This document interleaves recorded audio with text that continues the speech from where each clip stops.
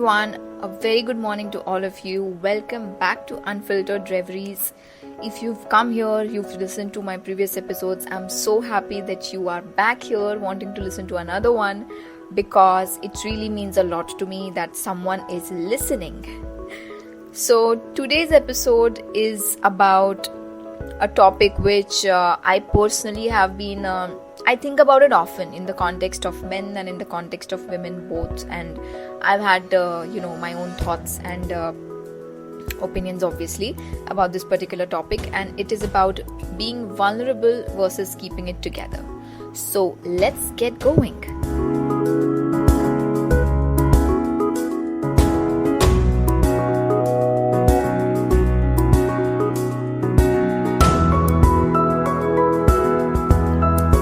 When is the right time to be vulnerable and express your true self and your true feeling, and when is it a right time to keep it all together? Let's dive a little bit deeper into what we are taught growing up, because I think we really need to discuss that, which is the main point in our life which kind of shapes us into how emotionally functional we are as human beings. I personally believe in that. So most of us are raised with the idea that strength means holding it all in. As kids, we are taught not to cry in class or forget class, even if we are, just in front of parents and all. Sometimes they scold us more the more we cry. I'm not talking about like cry babies, but generally, if we are feeling fear, if we are feeling scared, if we are feeling any of those kind of emotions, we are generally taught, at least in the Indian parents don't like tell you nicely it's okay to be scared but don't cry, you have to try it out, but they will rather take a very they will either shout at you more, or you might get a whack or two if you'd cry. So I think a lot of this whole keeping it together and being strong comes from there. Whether you're a boy, whether you're a girl, people often say don't cry like a girl. So I mean, that itself explains how kind of defective the upbringing can be sometimes. So I think it has a lot to do with childhood. So why do we keep it together even when it hurts? Because I think most of us keep it together because we feel like we have to.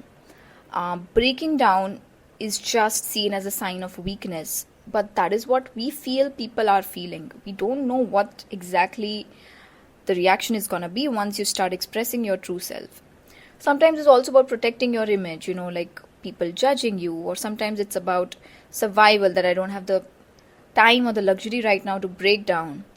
And honestly, it's rewarded. If you appear to be strong, it is rewarded.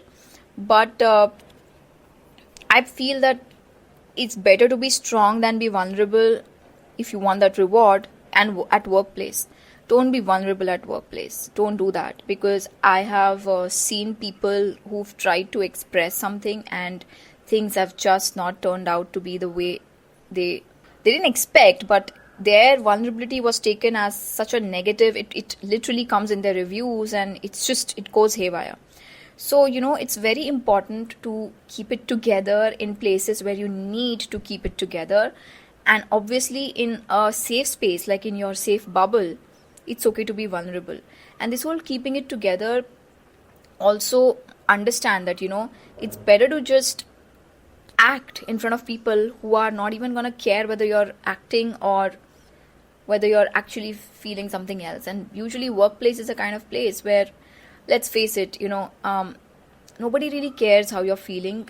Things need to, get things done kind of attitude. So as contradictory or not nice as it sounds, I think workplace is really not a place where you should be vulnerable. People don't respect feelings at workplace. Even if the whole mental health thing has come into place after COVID and whatever, I don't think that we are there yet where you can be vulnerable at workplace. And if you are, then I think you should consider that it'll have consequences, negative consequences. So yes, you should keep it together when you want praise for being resilient and not complaining, and for pushing through, powering through. Just spend those 10 hours a day in office where you are just working, so you shouldn't feel the need to be vulnerable at your workplace. And if you're feeling that, that means something's off, and you need to talk to somebody in your personal life and be vulnerable there and ask them for advice. So yes. So I personally, talking about workplace, I have realized that as long as I was working in this corporate environment, I was really trying to appear. Vulnerability was just not an option for me, because I would be like, if I tell somebody that I don't know this, or I'm scared of this particular presentation or anything like that, I obviously will be dropped down and somebody else will do it, and I just can't. I was really trying hard to fit in, and it smacked me in my face so hard later on when your mind can only pretend that much. You can't be on a stage forever acting your life out. And that's when I realized that I need to be just honest with first myself, and with secondly the people around me. And that's when I decided to take charge of my life and not pretend anymore, even if that means that I'm going to not have the ideal career graph which people expect you to have. But I really wanted to feel every feeling. I really wanted to understand myself, because I was living in such a pretentious bubble up until then that I was just lost. I didn't know who I was. I didn't know who my friends were. I didn't know what was real, what was fake. I had no idea.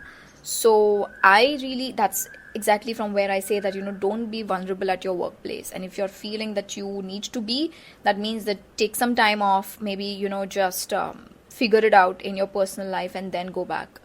But you have to express to someone. You have to have that one person, even if it is, with whom you can discuss things without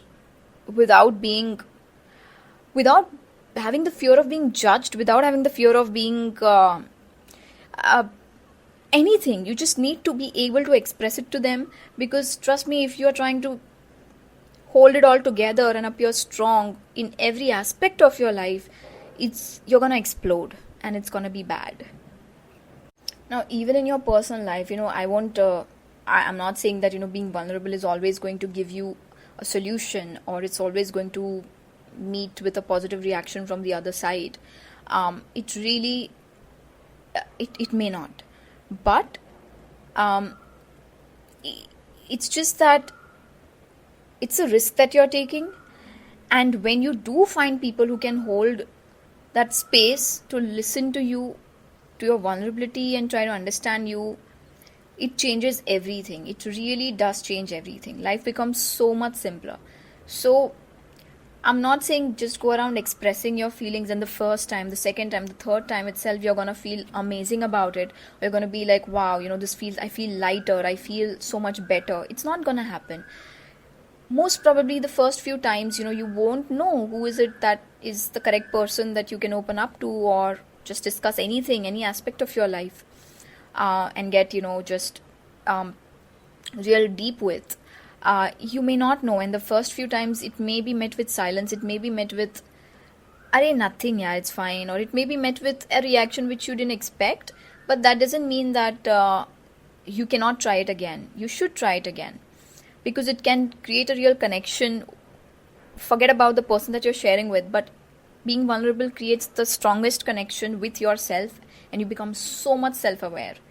So that is again something that I've learned from my own personal experience. So you stop feeling super alone, and you stop feeling like super like I'm a victim, because sometimes you're such a victim in your mind when you keep things inside. You're like, oh, I'm like suffering all by myself alone. But when you share your worry, your fear with somebody, and then hopefully if it's the right person, sometimes that advice can make you feel like, oh my god, you know what, it's not that scary, it's not that worrisome, or it's not that bad a situation, it's not the end of the world. So you kind of de-dramatize your life instead of dramatizing it more. I don't even know if that's a word, but like it's less dramatic sometimes when you are actually open about everything and your feelings than it is when you're trying to keep it together, and in your mind you're feeling like, oh my god, I'm going through this, oh my god, I'm going through that. That's worse. That's like you're really playing a victim there. And when you're sharing, you're actually not playing a victim. You're playing a person who is trying to seek advice, or just trying to like figure things out on her or his own. So the whole thing, like being vulnerable means being dramatic, is in fact it's the opposite. If you're trying to be strong, you're trying to act strong, you are creating such a drama in your head about something which probably is not even that big a deal. So unless you share it with somebody and you hear a different perspective or the same perspective, whatever it is, you will never realize how much dramatic your life is, or how big a deal something is in your life. So can you do both? Can you be vulnerable? Can the same person who's super vulnerable also be super strong? Absolutely. Absolutely. Because these two are actually very much connected. Being vulnerable is a sign of strength. So you don't have to be completely vulnerable or totally composed all the time. I don't think so that's what is required. You can keep it together and still feel your feelings, and you can show up for work or family and still admit that something is not okay. You can be functioning and still struggling, and you can be not functioning and still be like super okay. So both can exist at the same time, very much. It's about knowing when to push through and when to pause. It's about understanding that. And it's about finding those few people, or like your bubble or safe space, where you can share the right time, the right place. And also understand that there are places which just won't respect your vulnerability. There are situations, there is a time where being vulnerable is going to be completely, it's going to go unnoticed. So in such times, it's better to just keep it together. So to conclude it all, if you're someone who feels like you're constantly trying to hold it together, or someone who worries that being vulnerable will make you look weak or being judged, this is just a reminder that you don't have to pick a side.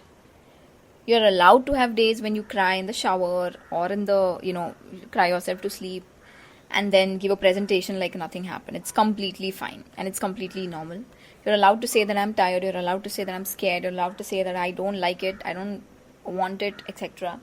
You're allowed to show up exactly as you are. No performance necessary. You don't have to like pretend or anything like that. So just a reminder that being vulnerable is not easy, but at the same time, it's super easy, and it makes life very easy. And especially to the men out there, it is difficult for you to be vulnerable, and I get that, having grown up in a typical middle class family, where of course the men never ever showed their weaknesses. People are not stupid to see your weaknesses, by the way, even if you're trying to hold it all together, and that makes you look probably more weak than it would if you just express yourself and talk. Because there are a lot of people out there who will listen, is what I feel. I really feel that if you just try it, if you just try sharing, you will find people who are genuinely there. Does not have to be a family member, does not have to be your best friend. It could actually be somebody you're not that close with, but just there's a connection, and it can help you, and it doesn't have to go anything beyond just a give and take. I'm sharing, and I would like your opinion, and that's it. That's the end of the story. So that is all for today's episode. I hope that some of you were able to connect with it, and I hope that I would love to hear your opinions. Please drop your comments in the comment section, and I would love to hear it, especially from the men.